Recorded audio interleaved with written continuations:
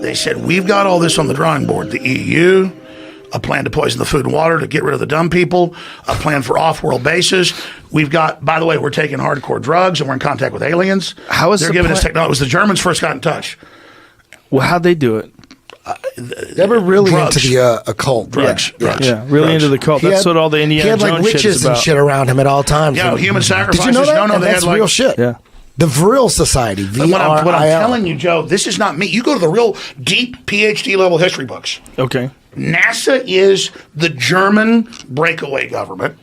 It's always the Germans and the Brits fighting for dominance. So you've got, but German intelligence came to Eisenhower and said, listen, you don't need to do all this. We haven't given them the real technology. We're in contact with aliens. And they've given us the whole plan. Now, where are you getting this from that you're stating it so confidently? It's in the literature, man. Hitler would go. What literature? Mainline historical books about mainstream SS castles where they go, the aliens want blood, so they'd kill like 20 kids and everything. So the aliens would like come in. Aliens are eating blood? They brings them in like sharks. And then they would like give them technology. They go, this is how it works. You build the atomic weapons this way. You build it. And they would like show them bombers. And like the aliens are like telepathic. I don't even believe this. This is what the Nazis believe. And the aliens would mind meld and give them the technology. They're bad aliens. So are you surprised the Nazis were influenced by demons? No, if demons are real, I would definitely think they'd be on the side of the Nazis. Yeah. But Joe, what I'm telling you is think aliens there'll are be demons? no media is going to attack this. I want to know where I can read it. Where can I read those statements? That they were in contact with the aliens? Well, obviously your podcast Look up Nazi Vril Society, V-R-I-L If Society. you let me put he had a a group of chicks. That's aliens? That's aliens? Were like right up there with them, like doing and I don't have to come over rituals. for 3 hours. If I can fly here with a report the day before, I'll send it all to you with mainline books. I'll mail the books with tabs in them. Okay. And I'll mail documents. Okay. Cool. Yeah. Listen, I think that they absolutely were obsessed with the occult. That's been pretty well documented. They made flying saucers. Yeah, and I think many governments. They developed a more advanced form of nuclear fuel, heavy water. And we had to send in special forces on suicide missions, back when it was really special forces, to blow it up.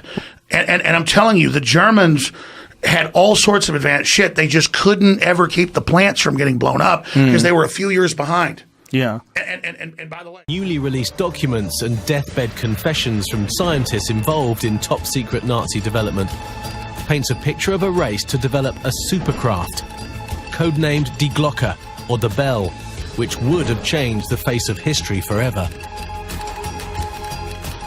In fact, the idea of the Nazis developing a flying saucer wasn't such a crazy idea at all. They had for years been at the cutting edge of aircraft design, with early prototypes for vertical takeoff jets and even fixed wing and stealth technology. German engineers were and still are among the very best in the world. If they set their hearts and minds on developing, whether it was an aircraft or a submarine or anything new and unusual and superior to what they considered to be their opponents, then I believe it was within their capabilities that there were some very strange, very unusual, experimental Nazi aircraft in the air before the war ended. All indications are that Nazis were ahead of all of the Allied nations in terms of technology. First-hand accounts tell us that from as early as the 20s and 30s, their technology far outstripped anything else on the planet. In 1936, an unidentified flying object crashed in Germany's Black Forest. Wingless, disc-like, and stronger than any man-made competition, it confounded all scientific analysis. Elite physicists from the SS technical branch were tasked with recreating the mystery aircraft. In 1939, the Haunebu disc was born. But did the Nazis really use alien technology?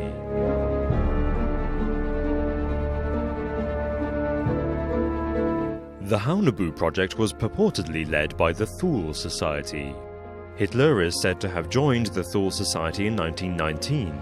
A secret occultist brotherhood, the society was named after a vanished civilization alleged to be the progenitors of the Aryan race. Society members said they used telepathy to connect with its inhabitants and amass supernatural energies.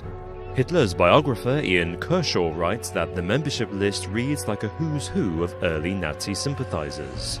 Rudolf Hess, Heinrich Himmler and Hans Frank were all Thule Society members who rose quickly within the Nazi Party, bringing occult beliefs in ancient technologies with them. The Thule Society was rumored to have a secret base in the Antarctic, and this is where the Haunebu disk was developed. Surprisingly, this notion isn't as far-fetched as it sounds. In 1939, a Nazi expedition arrived in this part of Antarctica with classified plans to establish a German military base.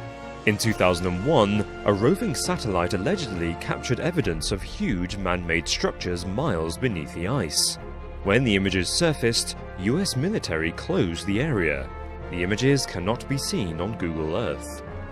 Historians Colin Summerhays and Peter Beeching write that the start of World War II soon after this initial expedition to the Antarctic meant this vision of a military base under the ice was never fully realized.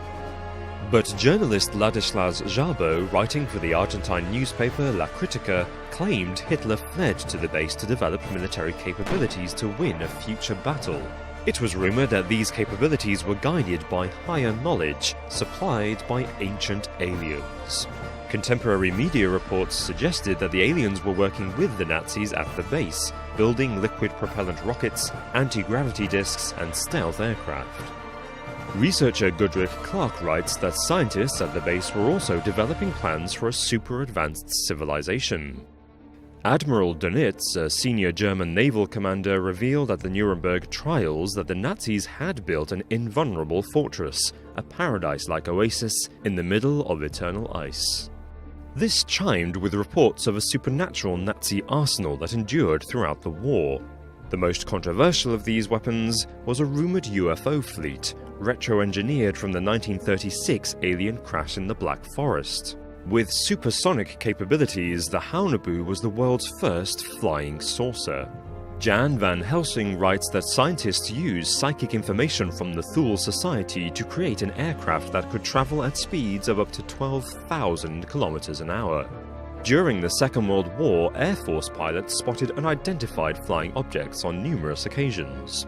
Reports described them as spinning balls of fire that followed fighter jets but never attacked. British Royal Air Force veteran Andrew Amrose wrote that when tracked, these aircraft would radically change speed or disappear, making them impossible to follow. Allied pilots called them Foo Fighters. So, were the Nazis in touch with an ancient alien civilization?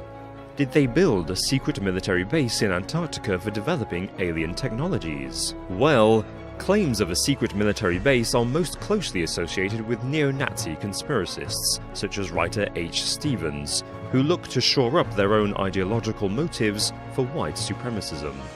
There is little evidence that an Antarctic base ever existed, or that the Haunebu project is anything more than fiction.